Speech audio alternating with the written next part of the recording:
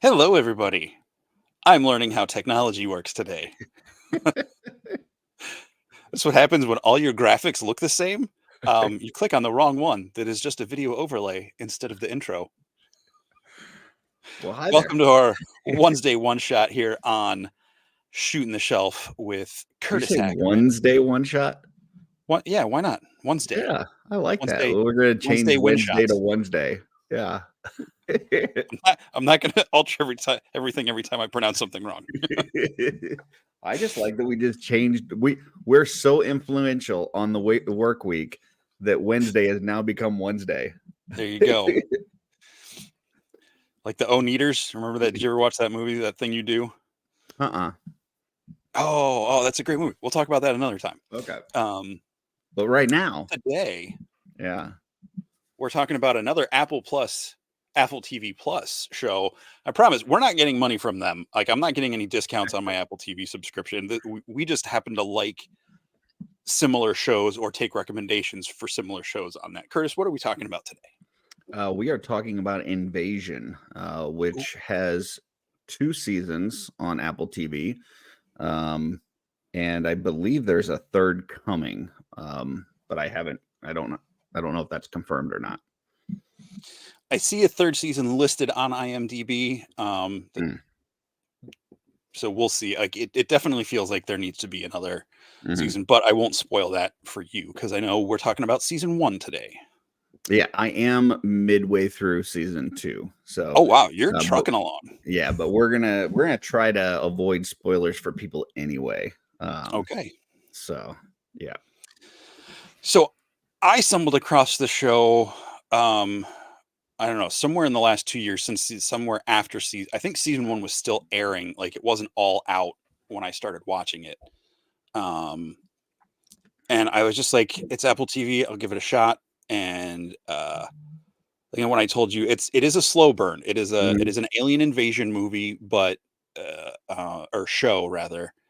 But it's very, ground level from the viewpoint. It takes, I think there's like 4 or 5 major plot lines or like characters you follow all over different parts of the world as they're traveling through these events that happen. And yeah, it's just really interesting. You've got like a mother and her kids and her husband. You've got a soldier, U.S. soldier that's over in the Middle East. You've got some kids in England. There's an astronaut and like her girlfriend. Yep. And she's some sort of like audio like record like sound specialist working with was it JASA, the Japanese NASA? Yep. So I think those are the main plot lines, and yeah, it hooked me in pretty quick. Just I like we said on our shrinking episode, it's a show that makes you think. Like it's not just like you kind of have to pay attention to what's going on. It's not just as you would say like a popcorn show or a popcorn movie. And yeah, I got drawn into it. Yeah, it is. I wouldn't say the whole thing is a slow burn, but the first few episodes are. Like it's not one of these. You got to remember it's a series. It's not a movie. So some of those things, like if you were to watch an alien invasion movie, like just for sake of argument, take Independence Day. Everything's got to happen within a 2 or 3 hour window. So everything happens like at a brisk pace.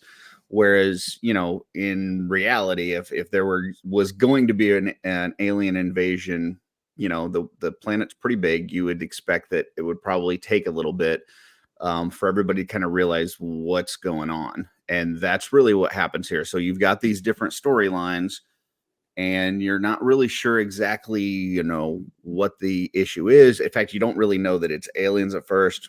But I mean, from the title, you should know that this is, hopefully that's not a spoiler for you, but as you're watching it, the characters in the show definitely don't know at first that that's what they're dealing with. So you see all these different perspectives, and how these things are going, and how it, starts to develop and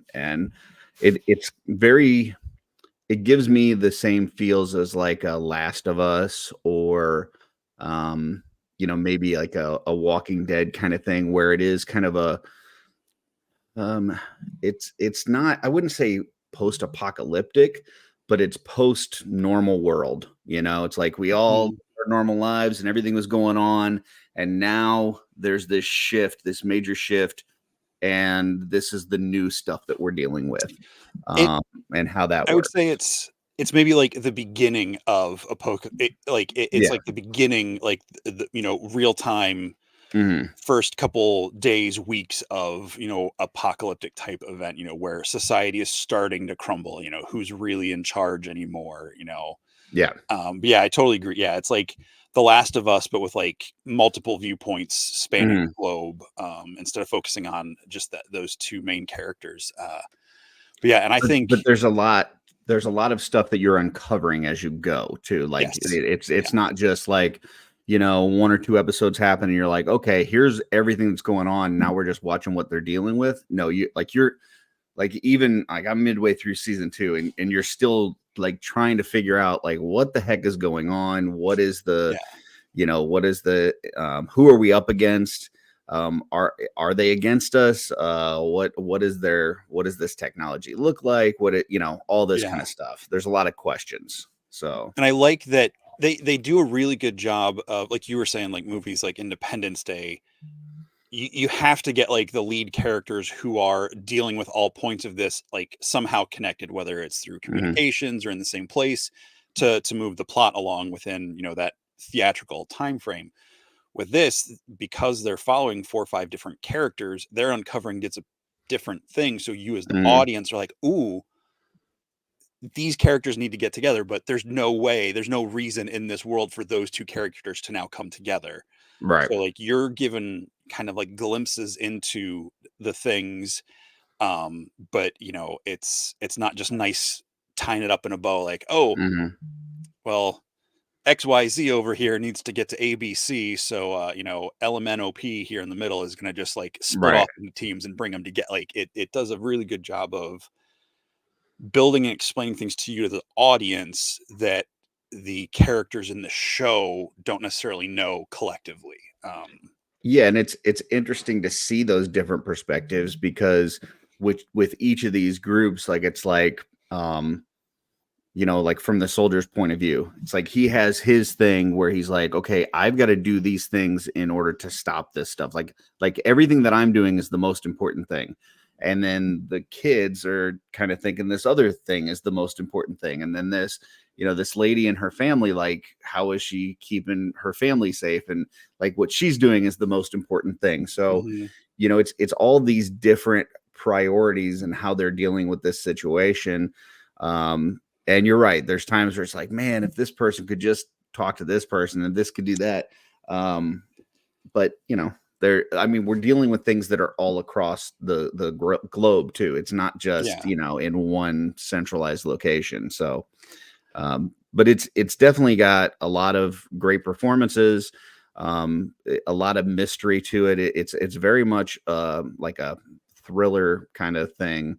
Mhm. Um, and there's some scary moment. There's a little bit of I would say maybe some like Stranger Things type stuff to it Sure. as well, Sure, where sure. there's like some terror type stuff, Mhm. as well as some mystery. So it's a good, keeps you on the edge of your seat for sure, especially after the first like 3 or 4 episodes. First 3 or 4 episodes, a little bit of a slow burn, and then it's like, okay, like actually, spoiler, kind of spoiler thing. Yeah.